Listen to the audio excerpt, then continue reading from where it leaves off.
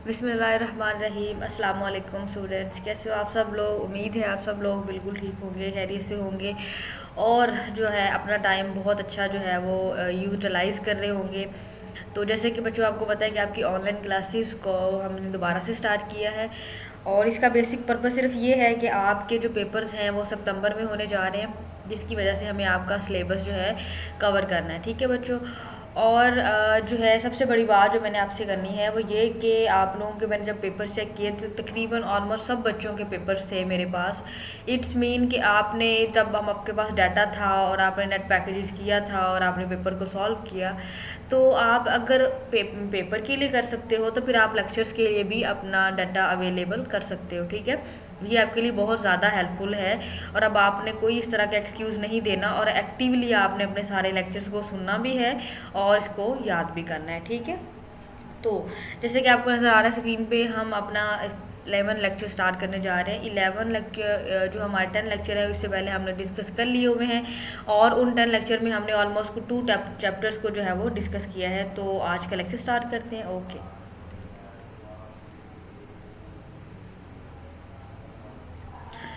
आज के लेक्चर के जो कंटेंट्स हैं उसमें हमने कैरियोटाइपिंग, एब्रेशन इन क्रोमोसोमल नंबर। एब्रेशन मींस के changes in the chromosome number में अगर कोई चेंज आता है तो कैसी डिफ़िकल्टीज होती हैं, और इसको हम एक और नाम से भी याद करते हैं, एनियोप्लाइडी और यूप्लाइडी के नाम से भी जो है वो हमें ये जो है पता है इसका। एब्रेशन इन क्रोमोसोमल स्ट्रक्चर, तो क्रोमोसोम के स्ट्रक्चर में कैसे चेंज आता है। स्ट्रक्चर में चेंज कब आएगा, जब जीन्स में चेंज आएगा। आपने अगर क्रोमोसोम का स्ट्रक्चर देखा हो तो वहाँ पे आपको पता चलता है कि क्रोमोसोम के स्ट्रक्चर में डिफरेंट जीन्स होती हैं और वो जीन्स अगर डिसप्लेस हो जाए या डिलीट हो जाए या ऐड हो जाए तो भी हमारी बॉडी में बहुत ज़्यादा लीथल इफेक्ट आता है। ओके जी, तो हम अपना लेक्चर स्टार्ट करने जा रहे हैं। ये फर्स्ट जो हमारी हेडिंग थी वो थी कैरियोटाइप। कैरियोटाइप क्या होता है, the complete chromosomal set of nucleus of cell. Nucleus के अंदर जो कंप्लीट क्रोमोसोम होता है उसे कैरियोटाइप बोलते हैं। The diagrammatic representation of karyotype with all pair of chromosome arranged in a order of size called ideogram. मतलब हमने उसके क्रोमोसोम के साइज, उसके अंदर जो पैटर्न है, उसका जो सेंट्रोमेरिक पोजीशंस हैं, उसकी कलरेशन है, उसकी बैंड पोजीशंस हैं, इन सब को हमने कलेक्टिवली जब हम स्टडी करते हैं तो उसको कैरियोटाइप बोलते हैं। और कैरियोटाइप को जब हम स्टडी करते हैं तो उसको हम जो है साइटोजेनेसिटीज बोलते हैं। ठीक है, उसके बाद जो है हमारे पास क्रोमोसोम का जो स्ट्रक्चर है।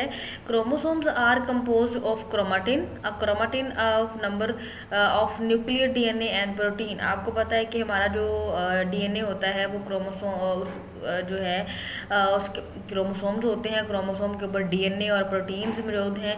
और जो कैरियोटाइपिंग होती है are capture in the metaphase stage, मतलब हम उस स्टेज पर लेते हैं क्योंकि हमें पता है मेटाफेज स्टेज में जो क्रोमोसोम्स होते हैं वो वेल विजिबल होते हैं और उसके उस वक्त उनकी बहुत ही क्रिटिकल कंडीशन होती है और वो एक जो है क्रिटिकल कंडीशन इस सेंस में कि वो सेपरेट हो रहे होते हैं, मतलब एक डॉटर सेल में और पेरेंट सेल से डॉटर सेल में कन्वर्ट हो रहे होते हैं। तो उनकी प्रॉपर अरेंजमेंट और प्रॉपर उनकी डिस्ट्रीब्यूशन जो है वो हमारी सर्वाइवल की श्योरिटी होती है। ठीक है, a metaphase stage in mitosis at which the chromosomes are aligned along the cell equator.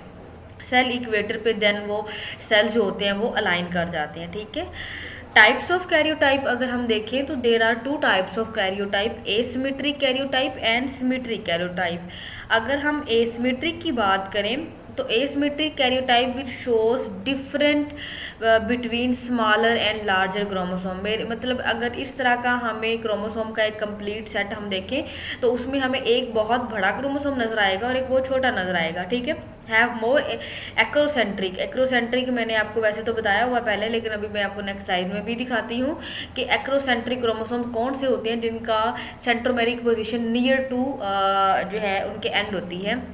Have relatively advanced features. Okay, तो बच्चों सिमेट्रिक कंडीशंस कौन सी है। सिमेट्रिक में उनके जो लार्जर और स्मॉलर नहीं होते बल्कि इक्वल नंबर ऑफ जो है क्रोमोसोम्स होते हैं, कोई डिफरेंस नहीं होता ज़्यादातर।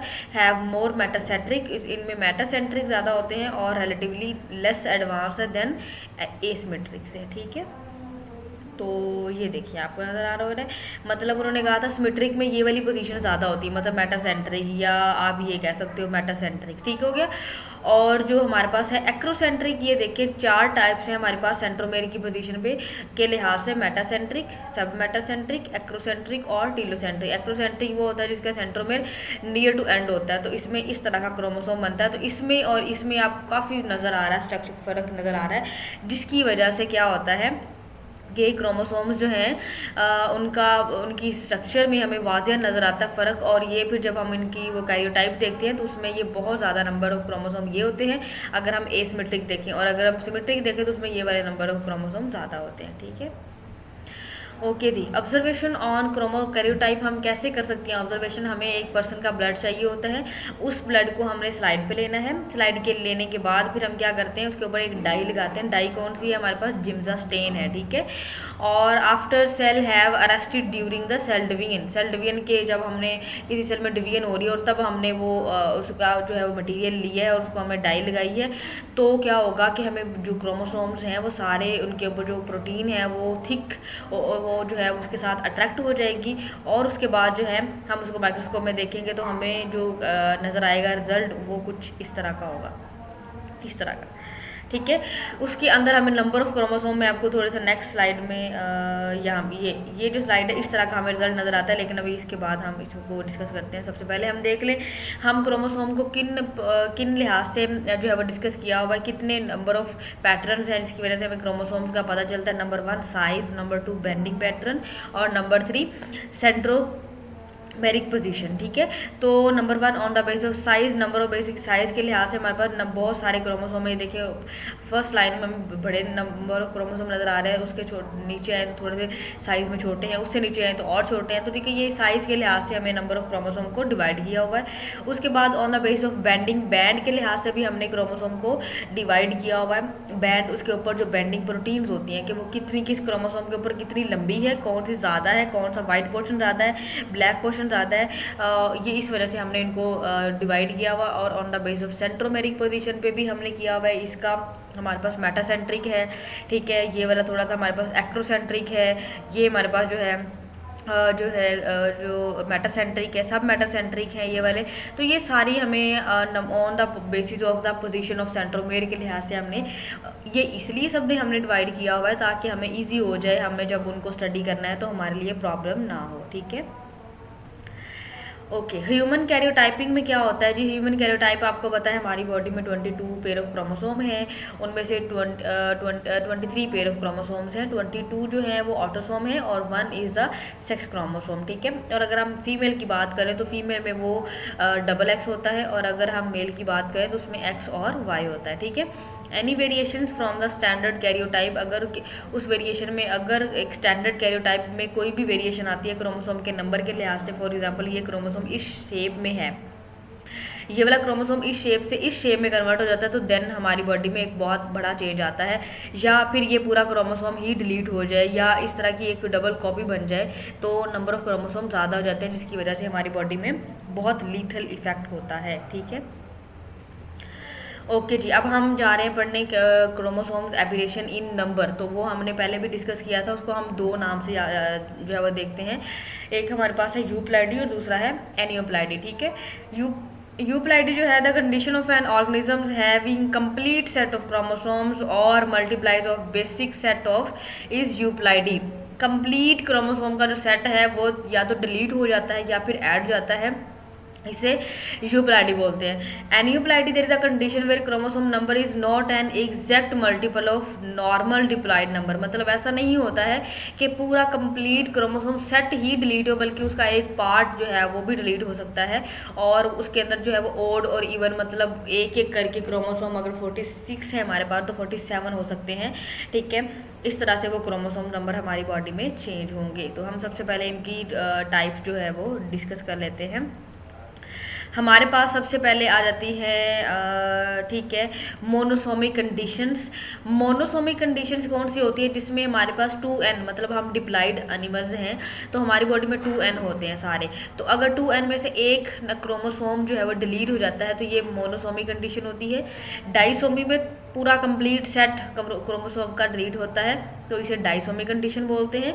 ट्राइसोमी में 2n+1 मतलब एक और ऐड हो जाता है, तो इसे हम ट्राइसोमी बोलते हैं। ये ज़्यादातर ऑटोसोमल भी है और ये सेक्स क्रोमोसोम्स में भी होती है। टेट्रासोमी 2n+2 मतलब 4 क्रोमोसोम्स हो जाते हैं। Pentasomy 2n+3 there is a condition where there is 3 extra set of chromosomes. ये कुछ टर्मिनोलॉजीज हैं जो कि हमें आनी चाहिए तब हमने लेक्चर को जब हम इस टॉपिक्स को जो है वो डिस्कस कर रहे होते हैं, ठीक है। उसके बाद हमारे पास आ जाती है polyploidy occur in cell and organisms when there are more than homologous set of 1 homologue 2 sets के ज़्यादा हमारे पास जब हो जाते हैं तो फिर हमको पॉलीप्लाइडी बोलते हैं। ये ज़्यादातर वैसे प्लांट्स में होती है और ये डिपेंड करती है ओरिजिन ऑफ स्पीशीज़ पे, न्यू स्पीशीज़ को अराइव करवाती है और many positive correlate to size individual. ये इंडिविजुअल को पॉजिटिवली भी एवोल्यूशन की तरफ जो है वो लेके जा रही होती है। ज़रूरी नहीं कि सारी म्यूटेशन जो है वो सारी म्यूटेशन जो है हमारी बॉडी में जो लीथल ही हो या हार्मफुल ही हो। There are 2 main classes of the polyploids. 2 classes हैं, एक इवन नंबर और दूसरी ओड नंबर। इवन नंबर में क्या होता है कि जो क्रोमोसोम्स होते हैं वो इवन फॉर्म में शो होते हैं, इनके 2, 6, 4, लेकिन इसमें होता है लास्ट वो लीस्ट पार्शली फर्टाइल होता है, मतलब वो एनिमल फर्टाइल जो है वो नहीं होता है इस तरह की जो म्यूटेशन से। और ओड नंबर में क्या होता है, always have unpaired chromosome balance, gametes are rare and these organisms are usually sterile और have increase zygote death. Zygote stage पर ही डेथ हो जाती है, उसकी बॉडी में जो है वो सर्वाइव नहीं कर पाता, ठीक है। ओके जी, तो हम सबसे पहले जो सिंड्रोम्स को डिस्कस कर लेते हैं। हमारी बॉडी में there are lot of syndromes regarding chromosomal aberration. तो नंबर 1 जो सिंड्रोम है वो है टर्नर सिंड्रोम। टर्नर सिंड्रोम में होता क्या है एक्चुअली में, इट इज़ इसमें हमारे पास जो क्रोमोसोम नंबर है only female lacking either Y chromosomes और X chromosomes and having only 1 sex chromosome. Female में डबल एक्स होता है तो उसके अंदर एक एक्स लैक हो जाता है, और अगर मेल हो तो उसमें भी एक वाई प्रेजेंट होता है और एक्स जो है वो नहीं होता है। कैरेक्टर क्या है, होता क्या है इसमें, वेब्ड नेक मतलब जो नेक होती है वो बिल्कुल अंदर धंसी हुई होती है आपकी जो है वो शोल्डर में। फ्लैट चेस्ट होती है, does not exhibit sexual maturation नहीं होती है, मतलब स्टेराइल होते हैं या फर्टाइल नहीं होते हैं। If for instance they are not sterile they can produce ovum that have 22 number of chromosomes 22x normal। मतलब जो ऑटोसोम्स है इसके वो नॉर्मल होते हैं, लेकिन जो है वो प्रॉब्लम कहाँ पे आती है, उनके सेक्स क्रोमोसोम में आती है, वहाँ पर उनके पास एक एक्स मौजूद नहीं होता है, ठीक है। दूसरा सिंड्रोम है जैकॉब सिंड्रोम। इसमें क्या होता है, abnormal condition that occur only in male. ये मेल में होती है, having an extra Y chromosome. देखिए आपको नजर भी आ रहा है, डबल एक्स डबल वाई, ठीक है। इसके करैक्टर क्या है, यूजुअली वायलेंट होते हैं, बहुत ज़्यादा एग्रेसिव जो बिहेवियर। और ये सर्वे भी हुआ था इसके अकॉर्डिंग कि जितने भी क्रिमिनल्स पीपल्स होते हैं उनको ये वाला सिंड्रोम होता है और उनको नहीं पता होता कि ये सिंड्रोम है उनको, क्योंकि ये फर्टाइल भी होता है, इसकी कोई इस तरह की जो है बॉडी में कोई भी प्रॉब्लम नहीं होती है। एंटी जो है इसके बाद एंटी सोशल्स होते हैं, अनकंट्रोल्ड टेम्पर होता है, हाई टेस्टोस्टेरोन इनका जो लेवल होता है इनकी बॉडी में बहुत ज़्यादा होता है। देर आर यूजली फर्टाइल, ये फर्टाइल होते हैं, इनको ऐसी कोई प्रॉब्लम नहीं होती है। जो इसके अंदर नॉर्मल जो ऑटोसोम है क्रोमोसोम नॉर्मल होते हैं, लेकिन जो प्रॉब्लम काम में होती है सेक्स क्रोमोसोम्स के ऊपर आती है, ठीक है। थर्ड हमारे पास सिंड्रोम है मेटा फीमेल सिंड्रोम। इसमें क्या होता है, female having 1 extra X chromosomes, trisomic condition हो गई है। Generally have normal appearance due to Barr bodies. हमने ये देखा कि एक एक्स क्रोमोसोम फीमेल की बॉडी में क्या होता है, इनएक्टिव होता है, लेकिन इसकी बॉडी में ये एक्टिव होता है, इसलिए ये फीमेल स्टीराइल जो होती है लेकिन लोअर स्टीराइल होती है, मीन के कब जो है वो ज़्यादा एक्टिव जो है इसका असर नहीं होता है। और उसके अलावा अगर ये स्टीराइल नहीं है तो ये प्रोड्यूस कर सकती है ओवम और नॉर्मल जो है वो ऑर्गेनिजम्स को प्रोड्यूस कर सकती है। उसके बाद है lethal syndrome, it is fatal syndrome, क्योंकि इसमें lacking an X chromosomes for life and only 1 having Y chromosome having a total number. ये मोस्टली बॉयज़ में होती है, गर्ल्स में नहीं होती। इसमें क्या होता है कि मेल में जो एक्स क्रोमोसोम है वो होता ही नहीं है। तो एक्स क्रोमोसोम पे there are lot of genes जो कि उसे एक्स क्रोमोसोम पर प्रेजेंट होती हैं। क्यों प्रेजेंट होती हैं? ताकि वो लाइफ को डील कर रही होती है। X chromosome is also called chromosome for life because it is carries most of the physiological characteristics. ठीक है। फिफ्थ सिंड्रोम है हमारे पास डाउन सिंड्रोम। ये बहुत कॉमन से सिंड्रोम है जो कि हमें इसके अकॉर्डिंगली मिल जाते हैं क्रोमोसोमल नंबर की एबरेशन के। Down syndrome named after John Langdon down, एक साइंटिस्ट है जिसके नाम पे इसका नाम रखा गया है और उसने सबसे पहले इसको स्टडी किया 1866 में। Down syndrome is common set autosomal chromosome पे होता है ये ज़्यादातर, और एक पर्सन को होता है अगर 800 से 1000 बर्थ होती हैं। ठीक है। It is a abnormal disorder cause error in cell division resulting in the presence of an additional third chromosome. तीन क्रोमोसोम जो है वो 21 जो है क्रोमोसोम पे आ जाते हैं। प्रोजेनेसिस क्या है? Man with Down syndrome appear to be uniformly sterile, ये स्टीराइल होते हैं, अनएबल टू हैव ऑफस्प्रिंग। और वुमेन अगर को होता है तो it is a capable of babies. About 50% of these babies will have born with Down syndrome, उनको जो है वो डाउन सिंड्रोम होता है। ठीक है। ट्राइसोमी कंडीशन में ये देखें आपको सारे क्रोमोसोम नॉर्मल नजर आ रहे हैं, डिप्लाइड नजर आ रहे हैं सारे, और ये देखें 21 क्रोमोसोम में 1 2 3 3 नंबर ऑफ क्रोमोसोम आपको नजर आ रहे हैं। ठीक है। एलिज्म जो है वो अल्जाइमर डिजीज क्या होती है? जिन लोगों को डाउन सिंड्रोम होता है उन लोगों को अल्जाइमर डिजीज भी होती है। अल्जाइमर डिजीज है कि एक्चुअली में it is a brain disorder.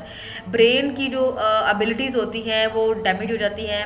As with Down syndrome as they face an increase chance of developing the brain disease. इनके अंदर ब्रेन डिजीज जो है वो डिवेलप हो जाती है जिन लोगों को डाउन सिंड्रोम होता है, और ये उनकी जो सेंसिबिलिटी होती है वो डैमेज होती है। उनके अंदर जो न्यूरॉन्स होते हैं वो डैमेज हो जाते हैं। उनकी प्रॉपर थिंकिंग, प्रॉपर जो है उनकी बॉडी, उनकी ब्रेन की जो वर्किंग है वो डिस्टर्ब होती है। Most people have a 6 in 100 risk of developing Alzheimer, but people with Down syndrome have 1 in 4। Normally क्या होता है, अगर 100 पीपल्स की बर्थ हो रही है तो उसमें से 6 को जो है वो अल्जाइमर डिजीज हो सकती है। लेकिन अगर किसी को डाउन सिंड्रोम है तो उसमें से 4 में से 1% जो है वो उनको डाउन सिंड्रोम की डिजीज होती है, और ये बिल्कुल एबनॉर्मल कंडीशन होती है ब्रेन की। ये देखें आपको वाज़ा डिफरेंस नजर आ रहा है comparison of normal age brain and जो हमारे पास अल्जाइमर पेशेंट का जो ब्रेन होता है वो। ये देखें, ये राइट साइड पे आपको जो नजर आ रहा है ये वाला ब्रेन अल्जाइमर। ये देखिए आपको डिफरेंट गैप्स नजर आ रहे हैं, इनके अंदर न्यूरॉन्स डैमेज हो चुकी हैं ये वाली, और वो लोग प्रॉपर फंक्शन नहीं कर सकते, प्रॉपर बात नहीं कर सकते, सोच नहीं सकते, कोई भी जो एक सोच समझ के फैसला कुछ भी नहीं ले सकते, उनका ब्रेन वर्क नहीं करता है। ठीक है। उसके बाद लास्ट है हमारे पास टर्नर सिंड्रोम। तो टर्नर सिंड्रोम में क्या होता है, नहीं सॉरी लास्ट नहीं, सेकंड लास्ट है। Turner syndrome it is a abnormal condition. ये girls and womens with common features के साथ होती है, और ये complete partial absence of the second sex chromosome means के उसकी बॉडी के अंदर जो है उसकी डेवलपमेंट होती है, या जो हमारे पास बॉडी में डिफरेंट हार्मोन्स उसको सपोर्ट कर रहे होते हैं हमारे सेक्स हार्मोन्स को, उसके अंदर डैमेज होता है। The missing genetic affect development नहीं होती है बिफोर एंड आफ्टर बर्थ, और इसके अंदर 1 of every 2000 और 2500 में अगर कोई एक पर्सन को जो है वो टर्नर सिंड्रोम होता है, और जो फीमेल्स होती हैं वो अप्रोक्सीमेटली 10% जो है उनके मिस कैरेजेस हो जाते हैं। ठीक है। अच्छा, सिम्टम्स इसके क्या हैं? सिंगल कोई सिम्टम नहीं है इसका, लेकिन इसमें ज़्यादातर शॉर्ट स्टैटर होता है, मीन कि उसकी हाइट बहुत छोटी रह जाती है। इनफर्टिलिटी तो मोस्ट कॉमन है इसमें। Turner syndrome affect growth and sexual development को। The most common feature of the Turner syndrome is जो है वो लाइफ डेथ हो जाती है पर्सन की अगर ये ज़्यादा जो है वो प्रीवेल करता है बॉडी में। लाइनफील्ड सिंड्रोम ज़्यादातर मेल में होता है, और ये born with 1 more extra X chromosome, मतलब XY होता है ना मेल, और उसके अंदर एक और एक्स ऐड हो जाए तो ये वाली कंडीशन बन जाती है। इसमें होता क्या है जी, लॉन्गर लेग्स होती हैं, बहुत एवरेज हाइट से ज़्यादा बहुत हाइट हो जाती है, और उसके अलावा उसकी बॉडी में प्यूबर्टी जो है वो बिल्कुल नहीं आती है। उसके बाद उसकी बॉडी के जो फेशियल फीचर्स होते हैं प्यूबर्टी पे वो नहीं होते हैं। स्मॉल फेम टेस्टिस होती हैं, उसके अलावा लार्ज ब्रेस्ट टिश्यूज़ होते हैं फीमेल्स की तरह। वीक बोन्स होती हैं, लो एनर्जी लेवल, शाइनेस और डिफिकल्टी एक्सप्रेशन फीलिंग और सोशलाइजिंग, ये डिफरेंट प्रॉब्लम जो है वो ऐसे पर्सन्स को होते हैं। ठीक है। ये था अभी तक जो हमने डिस्कस किया है, वो है changes in number of chromosomes. अब हम जो डिस्कस करने जा रहे हैं वो है स्ट्रक्चरल क्रोमोसोमल एबिरेशन। मीन कि अब स्ट्रक्चर पे भी अगर कोई चेंज आए तो किस तरह की प्रॉब्लम्स होती हैं। द म्यूटेशन और changes that occur in structure of chromosome are structural aberration, also known as chromosome rearrangement भी हम इसको कहते हैं। और ये किस किस तरह से हो सकती है। सीक्वेंस ऑफ जीन अगर डिस्टर्ब हो जाए तब भी हो जाती हैं। Kind of gene in chromosome, जो एक जैसी जीन्स हैं उनका डबल होना या डिलीट होना तब भी हो सकती है। नंबर ऑफ जीन्स का ज़्यादा हो जाना तब भी हो सकती है। तो हमारे पास there are 6 types of chromosomal aberrations. Deletion होती है, डुप्लीकेशन हो जाती है, इनवर्जन हो जाती है, ट्रांसलोकेशन हो जाती है, इंसर्शन हो जाती है, या फिर रिंग क्रोमोसोम डिवेलप हो जाता है। आपको पता है हमारी बॉडी में जो क्रोमोसोम है वो रिंग फॉर्म में नहीं होते थे, लेकिन अगर वो रिंग फॉर्म में बन जाए तो भी ये एक प्रॉब्लम है। डिलीशन और डेफिशिएंसी, ये हम सबसे पहले डिस्कस करते हैं। इसमें होता क्या है, the loss of part of chromosome. पूरा क्रोमोसोम लॉस नहीं हो रहा, उसका एक पार्ट जो क्रोमेटिड होता है, जैसे 4 लेग्स होती हैं उनमें से एक लेग या उसके अंदर भी एक जो जीन है वो डिलीट हो गया। And even which piece of the chromosome is missed or delete can remove 1 or more gene from the chromosome. एक से ज़्यादा जीन भी डिलीट हो सकती हैं। ये जो डिलीशन है सबसे पहले जो स्टडी की गई थी 1917 में, और किस में की गई थी, ड्रोसोफिला के क्रोमोसोम में की गई थी। और ये कॉज सीरियस जेनेटिक डिजीज जो है वो ये कॉज कर सकती है। ठीक है, ये वाली स्लाइड बिल्कुल सेम कॉपी है इसकी। ओके, ये देखिए डिलीशन आपको नजर आ रही है, ब्रेक इन क्रोमोसोम्स। ये जो आपको नजर आ रहा है ये देखिए, यहाँ से क्रोमोसोम ब्रेक होता है, ये वाली जो जीन्स है यहाँ से जो है वो डिलीट होती हैं, और ये ऐसे डिलीट होती हैं, बिल्कुल खत्म हो जाती है इनकी जो अटैचमेंट। और ये देखो न्यू क्रोमोसोम जब बनता है तो उसके अंदर ये वाला पार्ट नहीं होता है। अब डिलीशन 2 तरह की होती है, या तो टर्मिनल पे हो सकती है या फिर इंटरकैलरी डिलीशन हो सकती है। टर्मिनल ये अगर यहाँ से डिलीट हो, कोई पार्ट यहाँ से डिलीट हो जाए या फिर यहाँ से, इसे हम बोलेंगे टर्मिनल ब्रेक्स। और अगर ये जो अभी यहाँ पे आपको नजर आई है ये वाली होती है इंटरकैलरी, मतलब दरमियान में वो जो उसकी जीन जो है वो डिलीट हुई हैं तो उनको हम इंटरकैलरी बोलते हैं। आप लोग इनको नंबर भी दे सकते हो, मतलब एक क्रोमोसोम बनाओ उसको नंबर दो ABCDEF या 1 2 3 दे लो। ठीक है, उसमें से ये देखो ये वाला जो पार्ट है ये हमने डिलीट कर दिया, मतलब टर्मिनल पे डिलीट कर दी, ए वाली जीन डिलीट कर दी, तो ये कहाँ से स्टार्ट होगी, बी से। और अगर हम इंटरकैलरी पे कर लें तो डी और सी वाली डिलीट हुई थी, ये देखिए निकल गई बाहर, और ये देखिए ए बी और ये डिलीट हो चुकी है, EFCD जो है वो डिलीट हो चुकी है। इस तरह से आप अपनी कॉपी पे इनको ड्रॉ करके आप इनकी प्रैक्टिस कर सकते हैं। ये वो वाले आज टॉपिक्स हम डिस्कस कर रहे हैं जो तो आपकी बिल्कुल आपको उनको प्रैक्टिस करनी होगी आपकी कॉपी पे, तब आपको इनकी जाके अच्छे से समझ आ जाएगी। इफेक्ट्स ऑफ डिलीशन क्या होता है, क्या हो सकता है जी, दे कॉज एबनॉर्मल डिवेलपमेंट नहीं होती है, और डिलीटेरियस जो इफेक्ट होता है उसकी वजह से ऑर्गेनिज्म पर जो है क्रूशियल जो है वाइबिलिटी मीन के वो सर्वाइव नहीं कर पाता, स्टेराइल गैमीट्स हो जाते हैं, नॉन फंक्शनल सोमेटिक सेल्स हो जाते हैं। और ये ज़रूरी नहीं कि सेक्स क्रोमोसोम पर ही ये जो है वो चेंजेस है, बल्कि ऑटोसोम पे भी आते हैं, और उनमें 2 तरह की बीमारियां हो सकती हैं, ग्रेन्युलोसाइटिक ल्यूकीमिया, ये ल्यूकीमिया ये ब्लड की बीमारी है, ब्लड कैंसर कॉज कर सकती है, और क्राइड्यूचैट सिंड्रोम, इसमें क्या होता है कि पर्सन की जो आवाज़ होती है ना वो कैट लाइक होती है, जैसे कैट नहीं बोलती है उस तरह की पर्सन की आवाज़ हो जाती है, ये 2 इसकी वजह से, डिलीशन की वजह से। ठीक है, ओके। डुप्लीकेशन क्या है कि एक जो जीन है वो जो है वो डबल हो गई है, मतलब वो अपने रिपीट कर रही है अपने ऑर्डर को। डुप्लीकेशन इज द डबलिंग और repetition of the chromosome segment during chromosome duplication. Chromosome जो है वो डबल हो रहे हैं। The extra set of gene is generally called repeat, वो रिपीट हो रहे होते हैं। ये देखिए जैसे आपको नजर आ रहा है, ये देखिए ये एक क्रोमोसोम था हमारे पास जो बिल्कुल आपको यहाँ पे नजर आ रहा है, अगले क्रोमोसोम में क्या होगा है वो डबल हो गया, ये देखिए यहाँ पर भी और यहाँ पर भी वो 2 आपको सेगमेंट नजर आ रहे हैं, इसको कहते हैं डुप्लीकेशन। और ये फर्स्ट टाइम 1919 में देखी गई थी, ये भी x chromosome of the Drosophila में। इसकी भी फर्दर हमारे पास 3 टाइप्स हैं, हमारे पास टेंडम, रिवर्स टेंडम और डिप्लेस टेंडम। रिवर्स में क्या है, the extra segment and the parent segment are next to each other and have the same order of gene. Extra जो क्रोमोसोम लगा है वो बिल्कुल उसके नेक्स्ट पे लग जाता है, ठीक है, इसको टेंडम बोलते हैं। रिवर्स टेंडम क्या है, the extra segment lies next to the parent with reverse gene. मतलब ये जो है सी और डी जीन थी और ये जब इधर लगी तो सी और डी जीन के साथ ही सी और डी जीन की तरह ही लगी, लेकिन रिवर्स में क्या था, सी डी जो है वो डी सी बन गया, मतलब रिवर्स होगी, उसकी जो पोजीशन है वो चेंज हो गई। ठीक है। डिस्प्लेस डुप्लीकेशन क्या होता है, the duplicate segment lies some distance, ये थोड़े से डिस्टेंस के फासले पे आता है, मतलब जिस तरह ये दिखाया गया ये वाला डिस्प्ले जो है वो डुप्लीकेशन है। ठीक है। यहाँ पे भी आपको नजर आ रही होगी, ये देखिए ये टेंडम है, मतलब बिल्कुल जो है वो नेक्स्ट उसी के पेरेंट के साथ ही ये रिवर्स करके लग गई है और ये क्या है, ये रिवर्स करके लग गई है और ये नॉन टैंडम डुप्लीकेशन है। ठीक है। इसके भी इफेक्ट क्या होते जाता है, इतने इफेक्ट जो है वो लीथल नहीं है, लेकिन जो इसके इफेक्ट्स हैं वो ऑर्गेनिक एवोल्यूशन की तरफ लेकर जा रहे होते हैं। उसके अंदर जो जीन्स प्रोजेनी है या जो जीन्स का जीन पूल जिसे हम लोग बोलते हैं वो उसके अंदर वेरिएशन आ जाते हैं, ये ज़्यादा लीथल नहीं है।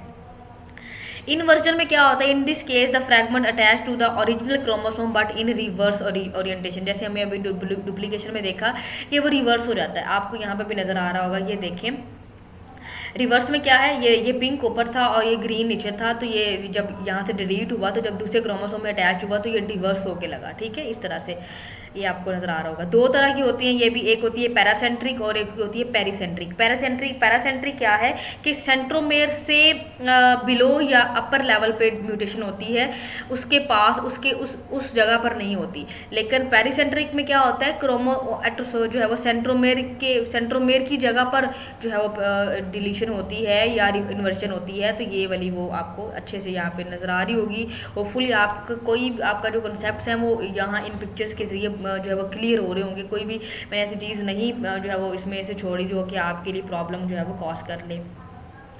क्रोमोसोमल ट्रांसलोकेशन क्या होता है, two piece of different chromosomes are interchange. दो क्रोमोसोम है उनके जो सेगमेंट्स हैं वो आपस में इंटरचेंज कर रहे हैं। A portion of one chromosome is transfer to another chromosome. ठीक है।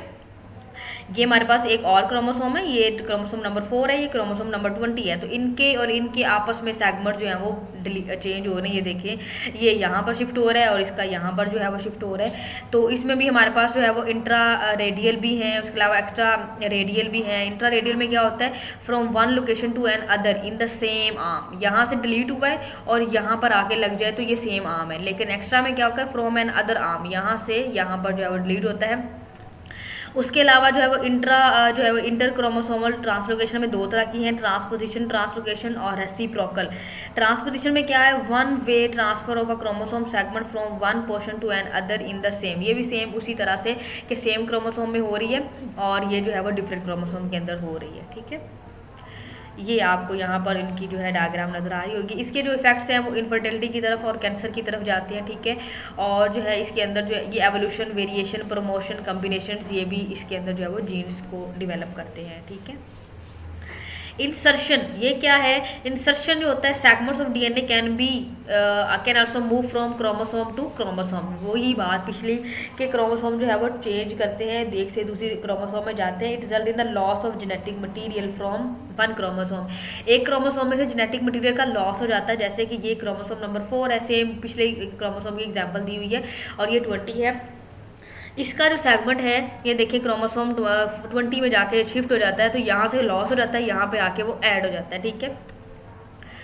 तो ये देखें आपको यहाँ पर भी एक हेल्दी सी पिक नज़र आ रही जो कि आपको इसको समझने के लिए काफ़ी हेल्प करेगी। और मैं आपको फिर से कह रही हूँ कि आपको जितनी भी यहाँ पर आपको स्ट्रक्चर्स नज़र आ रहे हैं, आपने उनको क्या करना है, ड्रॉ करना है अपनी कॉपी पे, ताकि आपको कोई भी प्रॉब्लम ना हो रिगार्डिंग दिस लेक्चर, क्योंकि ये बहुत कंसेप्चुअल भी है बहुत, और प्लस ये समझने वाला भी है। जब तक आप इसको नहीं ड्रॉ करेंगे, समझेंगे नहीं, आपको नहीं समझ में आएगा। ठीक है। तो ये था आज का हमारा लेक्चर। इस जो है लेक्चर में हमने कोई 3 टॉपिक्स को डिस्कवर किया, जो है वो कवर किया है। एक फर्स्ट टॉपिक जो हमारे पास था कैरियोटाइपिंग, सेकंड टॉपिक था क्रोमोसोमल एब्रेशन इन नंबर, और थर्ड था क्रोमोसोमल एब्रेशन इन स्ट्रक्चर। तो ये हमारा कंप्लीट हुआ है यहाँ पे टॉपिक। ठीक है। होपफुली आपको समझ आ चुकी होगी। अगर आपको समझ नहीं आई तो आप मुझसे कोई भी क्वेश्चन इसके रिगार्डिंग पूछ सकते हैं। ओके बच्चों, अपना बहुत सारा ख्याल रखिएगा। अल्लाह हाफिज़।